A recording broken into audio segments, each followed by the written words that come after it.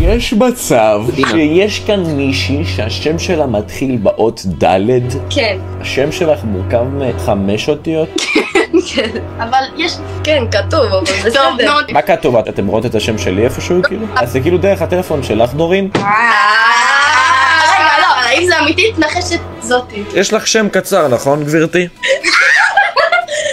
אז תקשיבי, נגיד אני היום הייתי בים. קיצר, מי זאת חני? זה כבר לא מפתיע אותי, שתדע. אתם רוצות משהו שיפתיע אתכן? בנות כמה אתן? נחש. אתם בנות לא יותר מ-17 ולא מתחת ל-14 או 16 או 15, נכון? נכון, 16-15. אז יש משפחת נעים ומשפחת שמח? בונה, אז תחשבי שהשמות משפחה שלכם זה נעים, וואט הפאק, זה כזה מגניב. כמו סבא שלה זה סימן טוב. וסבא שלכם זה סימן טוב. למה?